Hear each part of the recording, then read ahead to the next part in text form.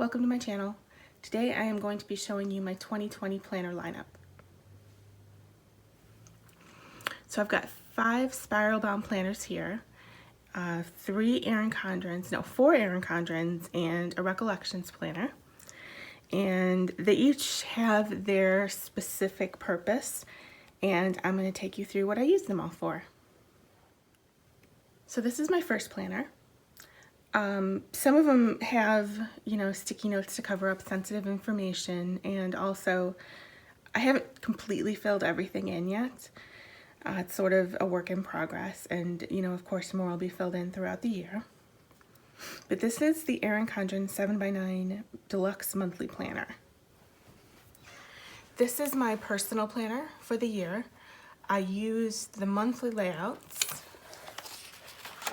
to track appointments, anything in my personal life that has a time associated with it. And then it's got the note pages for each month, and these I use for meal planning, notes, anything I need to remember, lists, shopping lists.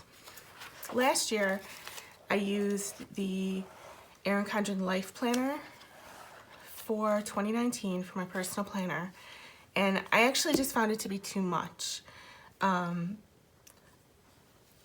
felt like I wasn't using the planner efficiently, and there was a lot of blank spaces where I didn't have anything to write in.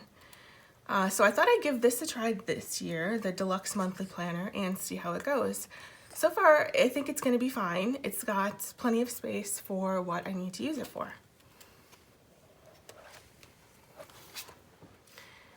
Now, this next planner is a little more private, so I'm not going to be sharing too much of it, but this is our family budget planner.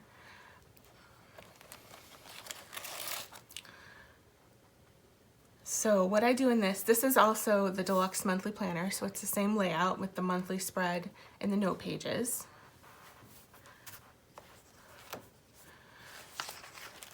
So what I do, as you can see I have some things blocked off, is I put down all our bills, all our income for the month, and these are the Erin Condren translucent dot stickers. I love using these. So you can see I have all the bills and everything written in just so I can keep track of when everything's due. And then on the notes pages, I keep a running transaction log of our checking account. And then in the back, there's no extra note pages in the back after December. And I use those to keep track of our different savings categories. Some people call these sinking funds. We don't, just because we never have. But so we have a general savings, we've got house savings, gift savings, etc. And you can see I haven't forwarded anything from 2019 yet into these categories. But so this is how we keep track of our savings. We use a credit union, and you're only allowed to have one checking account and one savings account per household. So in order to sort of separate out the money, I transfer it to savings on paper and then hide it, bury it in the checking account so it doesn't look like it's there to spend. If you're interested, I can go into more detail about how I do that planning, but this is our 2020 budget planner. Next up, this is another Erin Condren Deluxe Monthly Planner, and this is in the large size, the 8.5 by 11, and this is my work planner. Now, I run my own business and I work from home. This is my shop name. I covered it up because I don't know if I want these two things meshing. But I do run my own business, and this is my planner that I use to keep track of ideas, notes, future plans. It's also my content calendar for my business. I actually bought this in August of 2019 to start sort of laying out my year for 2020, and it's been very helpful. So you can kind of see here, it's really big on the camera. So this is what my January spread looks like, and all the blue is my content, and then things I want to get done, things that have to happen certain weeks. And then the note pages I use for ideas and lists. These are the Post-its that are going to go on my to-do board, which is sort of like a Kanban board, if you've heard of those, where it's 90-day goal planning. I can also do a video showing you how I use these. These sticky notes are just all different tasks, and they'll go up on the board and then be moved to in progress and then completed as they're done. So you can see I just used this, and then in the back I've got more note pages where there's just lots of brainstorming and notes and calculations and things like that. And then you can also add extra pages to these deluxe monthly planners, and I added 40 pages of the project planner pages. So there's note paper, and then there's this list area on the side to, you know, cross off your to-do list. Now this next planner is my daily to-do, daily, you know, things that must happen planner. And what I do in this is I take everything from my work planner and everything from my personal planner and combine them into my daily tasks. And this is the Erin Condren Life Planner, and it's the hourly format. So you can see here it's broken up from 6 a.m. to 9 p.m. and then the days go across this way. I like this for my daily tasks. It makes it easy to note appointments or things that must happen at a certain time. But then I also like seeing my list in a vertical format. A lot of times the times themselves are just a suggestion unless it is an appointment. But you can kind of see here. Let me show you. This is a page from August of last year. This was an 18-month planner. And you can kind of see how I use it. So these things in red are things that have to happen at a certain time.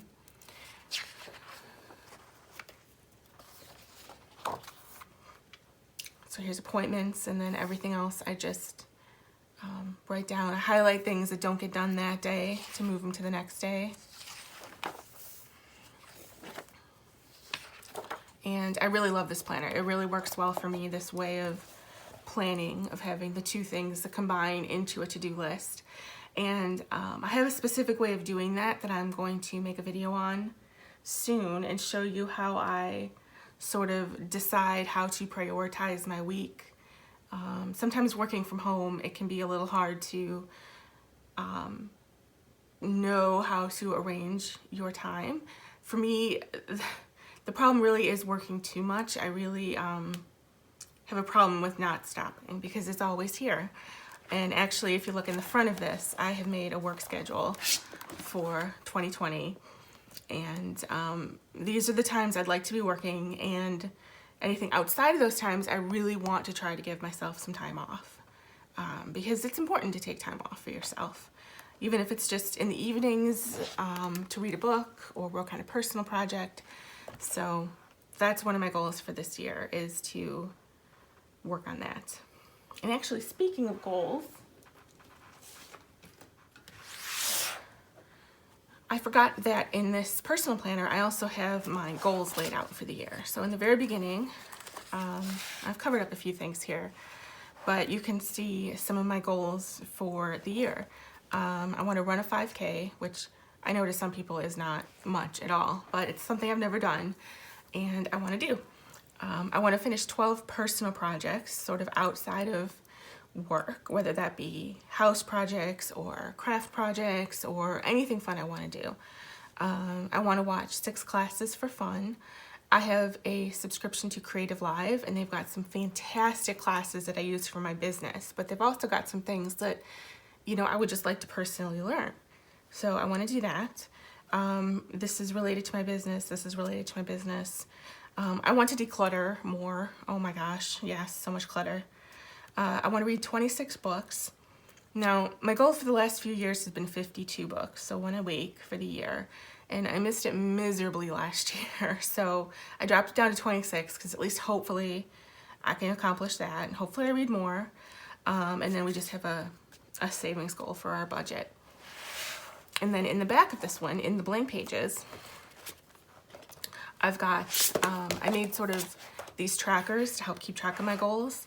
So this one is the 5K goal. I want to run or some sort of exercise at least 3 times a week for the year. And then, so I made these circles for once a week, and then I can just cross off as I do them. And then I can write down my personal projects, the 6 classes I watch, the books that I read, and so on. Just so I have a place to keep track. I have used a bullet journal in the past, but I find it's just too much for me to keep track of and to keep up on making the spreads myself every month. And I start out really strong, and then by March it all just kind of goes away. So my last planner here is a Recollections planner from Michaels, and it's holographic, so there might be some weird, lighting going on here. But this was a 2019-2020 planner that I got on sale at the beginning of this year. And what I did was actually I tore out all of the 2019 pages, and it freed up a lot of room on the coil, so that was nice. So this is a weekly planner as well, so it's got the whole week laid out. And what this is going to be a content calendar for this channel and a gaming channel that my husband and I run together. So it came with this little pocket coiled in, which I thought was really nice. So I just made some little stickers that I made myself to mark on the dates of when I do things, to keep track of when I'm posting, when I'm making videos, stuff like that. So we haven't really filled this one out yet, but it's going to have our posting schedule, our video schedule for this channel, like I said, and the gaming channel, and then any to-dos or things specific to either of those things are going to go in this planner. So that is what I'm using for this year. I'm really excited. I'm going to see how everything goes, and I don't think I'm going to have an issue keeping up with things because everything really is its own unique entity. It's not like I'm duplicating information anywhere. Yeah, so I can do a video in a few months and update my progress and see, more things filled in and see how it's going.